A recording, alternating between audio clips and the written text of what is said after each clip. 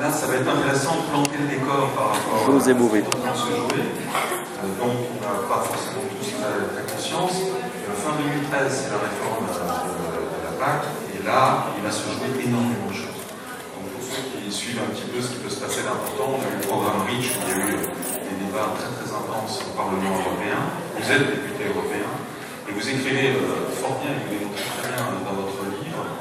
Donc, ce qui va se jouer, il va s'écrire et il va se signer des engagements avec cette réforme de la PAC qui va nous engager dans des années d'évolution agricole qui peut soit poursuivre ce qui s'est fait, soit changer la donne.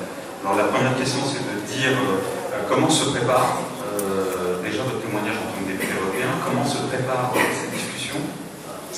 Et puis une question que j'adore poser, parce que je la pose depuis 10 ans parfois, est-ce que vous pensez vraiment que face aux impératifs économiques, j'allais dire les impératifs écologiques, vraiment... Ça fait deux longues questions. Alors on va essayer de faire très court pour pouvoir. Sur la première question, sur la façon dont le débat se passe, je suis, alors qu'il est, plutôt inquiet. C'est-à-dire que le débat, pour la première fois, on a un débat où il y aura, comme partie prenante, la Commission européenne, les pays et le Parlement européen. C'est la première fois que le Parlement européen est co-auteur de la nouvelle politique agricole. Jusqu'à présent, le Parlement ne faisait que dire oui ou non. Là, pour la première fois dans la modification institutionnelle, ça devient une des responsabilités. C'est 40% du budget européen, c'est pas rien, donc il y a des possibilités de faire bouger les lignes.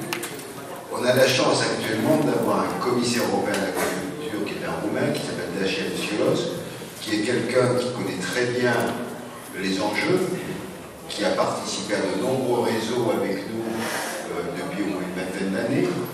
Quand il a fait ses études d'agronomie en France, a fait ses stages en agriculture dans des fermes en agriculture biologique, notamment en Bretagne. Donc, c'est quelqu'un qui connaît le constat, qui sait où on est. C'est intéressant de voir comment lui, à partir de là où il est, peut agir. Donc, dans son cadre, il a essayé de faire bouger un certain nombre de lignes. Ensuite, il y a les États, et ensuite, il y a le Parlement. Et l'inquiétude que j'ai aujourd'hui, c'est qu'au niveau des États, on voit qu'il n'y a aucune envie de bouger quoi que ce soit, qu'on est dans une espèce de conformisme et d'égoïsme national, où l'enjeu, c'est en gros quelle va être l'enveloppe que je vais récupérer. Point barre. Entre ce que je donne à l'Europe et ce que je reçois, est-ce que c'est positif pour notre pays ou pas? C'est le seul intérêt qu'il y a au niveau des États. Et là, il y a une vraie inquiétude. Et ça, il n'y a pas un État européen qui échappe à ça. Donc là, on a un vrai problème. On a une distorsion entre les pays absolument cauchemardesque, entre les 12 pays de l'Est et les 15 de l'Ouest. C'est-à-dire qu'aujourd'hui, il y a des disparités énormes dans le soutien à l'agriculture. Aujourd'hui, les 12 pays rentrants sont complètement à la traîne. Et on leur propose d'arriver en gros à une parité dans le soutien à l'agriculture entre l'Ouest et l'Est, en 2028. Donc on est complètement dans une situation aberrante. Donc au niveau des États, très grosse inquiétude. Au niveau du Parlement, je dirais que là aussi, à l'heure qu'il est, puisque les rapports ont été rédigés, parlementaires, les deux principaux groupes, sociodémocrates et PPE, c'est-à-dire à droite, et sociodémocrates, se sont partagés tous les rapports. Que ce soit les libéraux-centristes et les écolos, qui sont les deux groupes qui viennent ensuite, ont été exclus des rapports parlementaires. Et donc il y a une espèce d'alliance objective, je dirais du modèle productiviste dominant, pour faire en sorte que rien ne bouge. Malgré ça, il n'y a tellement pas de ligne cohérente à l'intérieur de ces groupes qu'on est à près de 10 000 amendements sur les textes qui sont proposés. Ce qui fait qu'à l'arrivée, le Parlement ne va pas avoir une voix forte. On va se retrouver avec un texte complètement invraisemblable. Je dirais, hormis un des 4 textes, puisqu'il y a 4 textes, il y en a un qui est plus fort que les autres, que moi je soutiens, sur lequel je suis, comme on dit, shadow rapporteur. Mais globalement, on se rend compte que le modèle ne doit pas bouger. Sur la répartition des aides, 80% des aides à 20% des territoires, c'est un chiffre que tout le monde connaît. Aujourd'hui, on voit qu'y compris au Parlement et dans les États, personne ne veut qu'il y ait un plafonnement ou une dégressivité des aides. Or aujourd'hui, cette disparité est absolument invraisemblable. Une grande partie des agriculteurs n'ont pas de soutien, et entre ceux qui en ont le moins et ceux qui en ont le plus, c'est 80-20. On a fait des propositions de plafonnement. Aujourd'hui, aussi bien au Parlement qu'au niveau des États, il y a de très fortes chances que ça soit balayé. C'est-à-dire qu'il n'y ait pas de plafonnement. C'est-à-dire qu'on ne peut pas réinjecter de l'argent dans la machine pour pouvoir permettre autre chose. Pareil sur l'autre objectif. Le premier, c'était le plafonnement. Le deuxième, c'est ce qu'ils appellent le verdissement de la PAC. Alors, un terme un peu greening. Donc, tout le monde fait du greening maintenant. Je pense d'abord que c'est un mauvais terme. Je me suis battu contre ce terme en disant, moi je dis c'est pas du greening qu'il faut faire, c'est rendre la PAC plus agronomique. C'est-à-dire qu'on fasse de l'agronomie et pas du greenwashing. Or, aujourd'hui, c'est ce à quoi on est en train d'assister.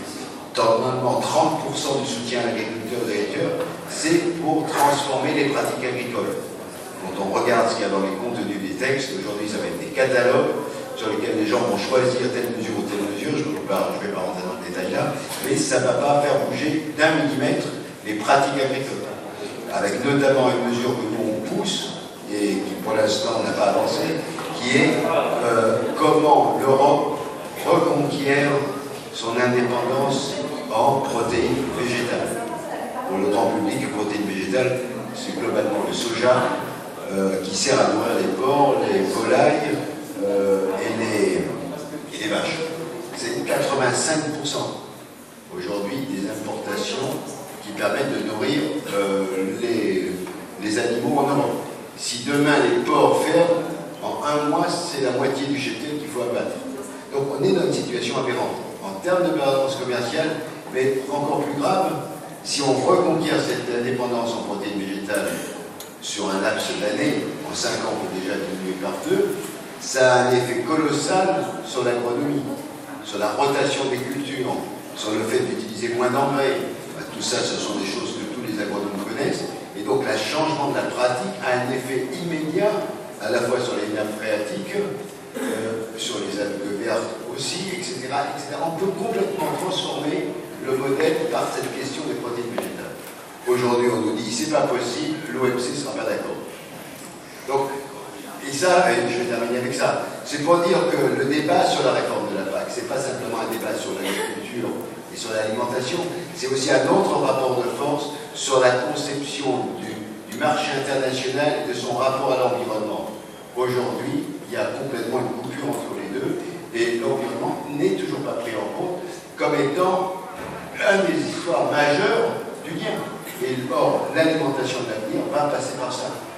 Un exemple que personne ne cite jamais, c'est que le modèle, une des raisons de l'épuisement du modèle productiviste en agriculture, c'est l'épuisement des ressources. Alors tout le monde pense de suite au pétrole. Il y a un élément dont pas grand monde ne parle, c'est le phosphate. Alors, le phosphate, il y en a pour 60 ans. Or, dans le modèle d'agriculture chimique, si tu n'as pas de phosphate, tu es mort. Eh bien, demain, dans 60 ans, il n'y en a plus. Donc, aujourd'hui, c'est maintenant qu'il faut penser la reconstruction.